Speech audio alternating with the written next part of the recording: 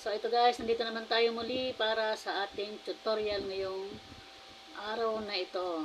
So ito nga guys, ang pag-uusapan natin ay isa na namang mahalagang sangkap sa ating mga creators o sa ating mga content creator. Ano ba ito guys? Mahalagang pag-uusapan natin ito na ito ay malaking tulong po sa lahat ng content creator na nangangarap po na kumita o magkaroon ng earnings dito sa Facebook. So, syempre bago tayo magpatuloy dyan, magkakaroon po muna tayo ng intro.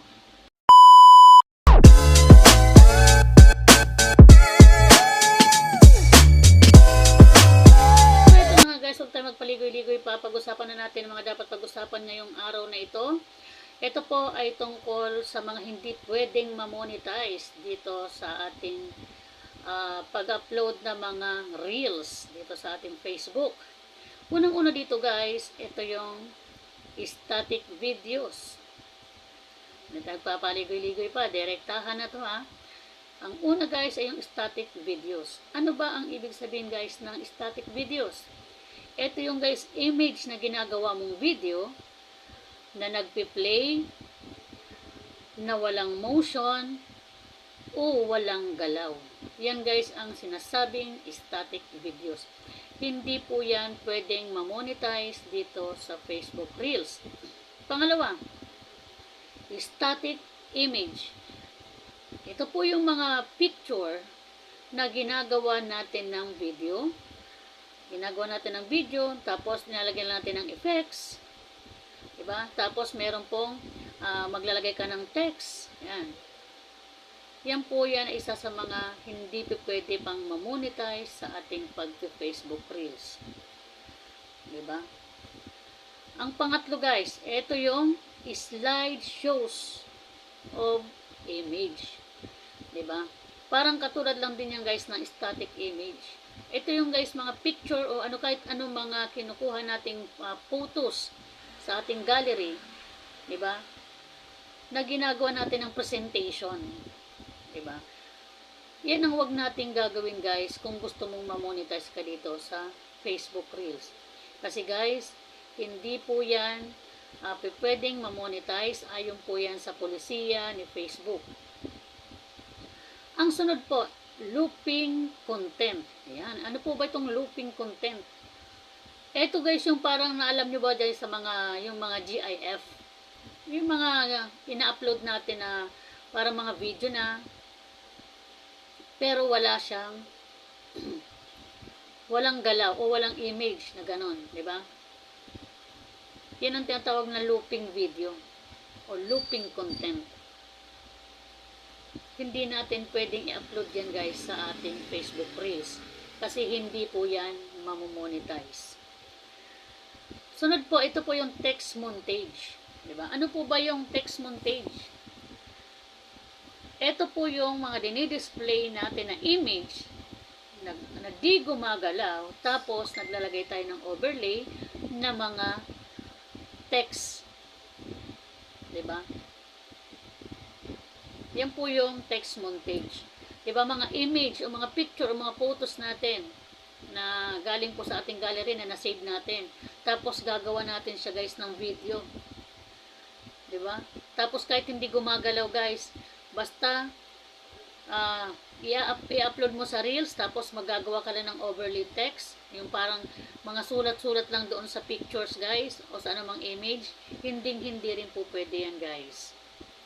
Hindi rin po yan mamomonetize o hindi ka dyan magkakaroon ng earnings. Ang sunod po, embedded ads. Ito po yung hindi pwede tayong maglagay ng sarili nating ads na ikaw mismo. Diba? Ikaw mismo ang maglalagay ng ads sa sarili mong content. Ang ads po ay nanggagaling po yan kay Facebook.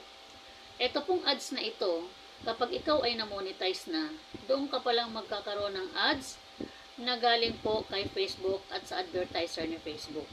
Sila po mismo ang maglalagay ng ads kung ikaw ay na-monetize na sa iyong ads on Reels o sa iyong in-stream ads. Sunod po, prohibited behavior. Ayan, ito tayo guys sa prohibited behavior. Ito po yung guys na po-promote ka. Kunyari, di ba? Yung may mga promotion. Tapos guys, ito pa yung magsasabi ka na ang mag-follow sa akin o yung mag-share ng video na ito o yung mag-comment sa video na ito ay magkakaroon ng mga Gcash cash. Ayan. Hindi po pwede yan guys. Yung ganong promotion na tayo ay nagbibigay ng mga pa-price para lang mag-comment sa iyong video o sa iyong mga in-upload na content. So, isa po yan guys sa mga hindi pwedeng ma-monetize dito kay Facebook Reels. Diba? Ang sunod po, ito po yung soliciting engagement. Diba?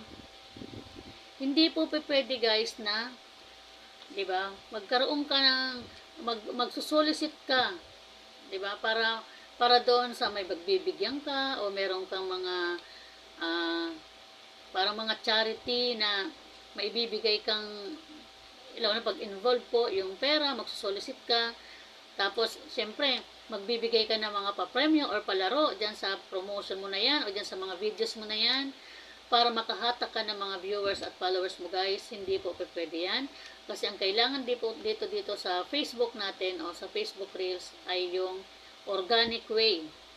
Diba? Ano po ba yung organic way na gustong mangyari ng Facebook? Ito po yung kusa na hindi ka namimilit na ipalo ka, hindi ka namimilit na panoorin mga views mo para lang magkaroon ka ng viewers. Ibig sabihin guys, organic way, yung mismong followers mo, pinanood yung video mo, nag-comment siya sa video mo, shinare niya ang video mo, at nag-react siya sa video mo. Yan po ang tamang engagement. Hindi po natin kailangang magbigay ng mga pabuya o papremyo para po tayo ay magkaroon ng engagement. So, tandaan nyo guys, kung kayo ay gusto nyo pong ma-monetize, diba, bilang isang content creator, wag nyo pong gagawin yung mga binanggit ko para po ito sa inyo at para po magkaroon kayo ng, diba, magkaroon kayo ng idea na para sa susunod na mag-upload kayo, ay alam nyo na po yung hindi pwede at yung pwede. Diba guys? So, ganun lang yan guys.